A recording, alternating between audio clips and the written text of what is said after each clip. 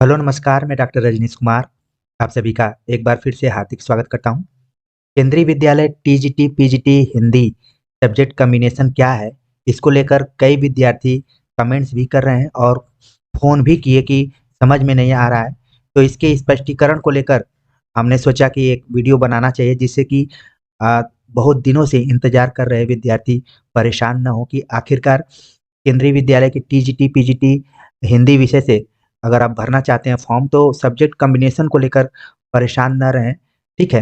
ये आपको क्लैरिटी होनी चाहिए क्योंकि मैं भी कभी एक प्रतियोगी छात्र था तो आप सभी के चिंता और डर को लेकर मैं भी चिंतित हूँ और इससे परिचित हूँ कि आपको परेशान होने की ज़रूरत नहीं है। तो हम यहाँ पर कुछ तथ्यों के माध्यम से आपको क्लियर करेंगे कि आखिरकार आप इस फॉर्म को भर सकते हैं कि नहीं भर सकते हैं, आपका सब्जेक्ट कॉम्बिनेशन क्या होना चाहिए। यहाँ पर आप देख रहे हैं लिखा हुआ है पीजीटी के विज्ञापन में आप देखेंगे तो लिखा हुआ है कि हिंदी और Sanskrit with Hindi as one of the subject at graduate level. क्योंकि पूरा विज्ञापन आपका इंग्लिश में दिया हुआ है तो थोड़ा-सा इसके अर्थ को समझने में दिक्कत होती है। तो इसका हमने यहाँ पर नीचे अनुवाद भी एक तरीके से गूगल ट्रांसलेट करके किया है कि स्नातक स्तर पर एक विषय के रूप में हिंदी के साथ हिंदी या संस्कृत होना चाहिए। तो हमने इससे पहले आपको विज्ञापन के बारे में बातचीत किया था, तो उसमें इस कॉम्बिनेशन को लेकर बातचीत किया था और ये बताने का प्रयास किया था कि स्नातक स्तर पर यानी कि बीए स्तर पर आपने अगर हिंदी पढ़ा है या संस्कृत, यहाँ पर या लगा हुआ है तो संस्कृत का कोई अनिवार्य आपको नहीं पढ़ना है। अगर आप लकीली पढ़े हैं तो कोई दिक्कत नहीं है, अगर नहीं पढ़े हैं तो आपका ग्रेजुएशन में हिंदी होना चाहिए, इसके बाद आप पोस्ट ग्रेजुएशन भी हिंदी में किए हों, तो इस फॉर्म को अप्लाई कर सकते हैं। वो विद्यार्थी जो कि अगर बीएससी किए हुए हैं और बाद में चलकर पीजी कर लिए हिंदी में, तो ऐसे विद्यार्थियों के लिए दिक्कत हो सकती है। लेकिन यहाँ पर आपको एकदम से अपने दिमाग में क्लियर करके रखना है, जो विद्यार्थी बीए स्तर पर हिंदी से अध्ययन किए हैं, आगे चलकर उन्होंने पीजी भी हिंदी में किया है, तो वो इसको पूरा फॉर्म को भर सकते हैं। इसमें जैसे हिंदी ऑनर्स भी आ सकता है और अन्य कॉम्बिनेशन आ सकते हैं। अगर आप स्नातक स्तर पर हिंदी के साथ संस्कृत भी पढ़े हैं, तो भी कोई दिक्कत नहीं है। लेकिन अनिवार्यता को लेकर आपको परेशान होने की ज़रूरत नहीं है। कुछ बच्चे झारखंड से फ़ोन किए, उनका मानना था कि वहाँ पर संस्कृत नहीं पढ़ाई जाती है। ये बात बिल्कुल वो सही कर रहे हैं। बिहार में भी मैंने देखा कि संस्कृत को उतना महत्व नहीं दिया गया है कॉम्बिनेशन को लेकर। कम बच्चे रुचि लेते हैं, तो झारखंड और बिहार को अलग करके नहीं देखना चाहिए, एक ही है। यूपी में इस कॉम्बिनेशन को माना जाता है, लेकिन केंद्रीय विद्यालय में आपको पूरा ध्यान में रखना है कि पीजीटी का फॉर्म भर रहे हैं तो स्नातक स्तर पर एक विषय के रूप में हिंदी हो या फिर संस्कृत हो। अनिवार्यता संस्कृत की नहीं है, तो इस चीज़ को आप क्लियर करके रखिए।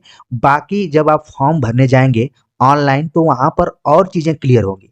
इसलिए फॉर्म भरने के लिए ज़रूर अपना मन बना के रखिए, फॉर्म भरने जाइए, वहाँ पर जैसे-जैसे आपसे माँगा जा रहा है डेटा वैसे-वैसे देते जाइए और फिर कंप्लीट फॉर्म भरिए और निश्चिंत होकर तैयारी कीजिए। अगर आप हिंदी ग्रेजुएशन लेवल पर हिंदी पढ़े हैं और पीजी किए हुए हैं तो कोई दिक्कत नहीं है। संस्कृत यहाँ पर देखिए इसका अनुवाद भी थोड़ा डिफ़िकल्ट ही है समझने में। तो अब आप समझ गए होंगे कि स्नातक स्तर पर एक विषय के रूप में हिंदी या फिर संस्कृत हो और पीजी आप हिंदी में किए हों तो इस फॉर्म को आप भर सकते हैं, कोई दिक्कत नहीं है।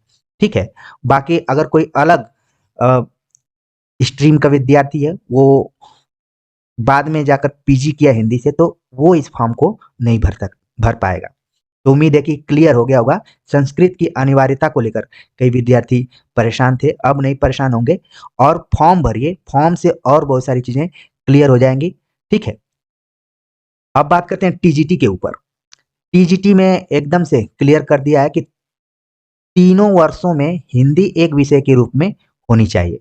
तो ज़ाहिर-सी बात है कि इसमें आपको बीए पार्ट 1, बीए पार्ट 2 और बीए पार्ट 3 तीनों विषयों में हिंदी एक विषय के रूप में होनी चाहिए। तो जितने भी विद्यार्थी बीएचयू या फिर अन्य जगहों से पढ़े हुए हैं, ऑनर्स के रूप में हिंदी सब्जेक्ट एक विषय के रूप में लिए हैं तो वो टीजीटी का फॉर्म भर सकते हैं। और बाकी जो भी योग्यताएं थी कि इसमें बीएड होना चाहिए, सीटेट होना चाहिए, ये सारी चीजें आप पहले से जान गए होंगे, और 50% का जो भी बाउंडेशन था वो। तो हमने सोचा कि इस वीडियो लेक्चर में आपके सब्जेक्ट कॉम्बिनेशन को लेकर क्लियरिटी कर दूं, जिससे कि जितने भी बच्चे बहुत दिनों से इंतजार में हैं, कईयों का आखिरी चांस भी है, तो वो इसको लेकर बहुत चिंतित न हो। ठीक है, तो ऑनलाइन फॉर्म भरते समय जरूर ध्यान में रखिए कि अगर कोई खास कंडीशन नहीं रखता है कि हिंदी के साथ संस्कृत होना चाहिए, या फिर हिंदी ही है ग्रेजुएशन लेवल पे, तो आप भर सकते हैं। वहां पर भी एक बार जरूर इसको ध्यान में रखिए। बाकी विज्ञापन की जो शैली, जो भाषा कह रही है कि टीजीटी में तीनों वर्षों में हिंदी एक विषय के रूप में होना चाहिए, ये एकदम से क्लियर है, इसमें कोई डाउट नहीं है। पीजीटी को लेकर हिंदी आर संस्कृत लिखा है, कई बच्चों ने बताया कि आर का मतलब या होता है अथवा होता है, ये सारी चीजें ऐसा नहीं है कि मैं नहीं समझता हूँ। बताने के क्रम में, आपको समझाने के क्रम में हमने बता दिया कि अगर आप बीएससी किए हैं और पीजी से हिंदी किए हैं तो फिर आपको मुश्किल होगी, लेकिन अगर स्नातक स्तर पर आप एक विषय के रूप में हिंदी से अध्ययन किए हैं, बाद में पीजी कर लिए हैं, तो आप इस फॉर्म को भर सकते हैं। और अगर स्नातक में आपका हिंदी है या फिर संस्कृत है, तो भी इस फॉर्म को भर सकते हैं। संस्कृत की अनिवार्यता इसमें नहीं है। मेन मैं यही बताना चाह रहा था कि संस्कृत को लेकर आप लोगों को चिंतित नहीं होना है।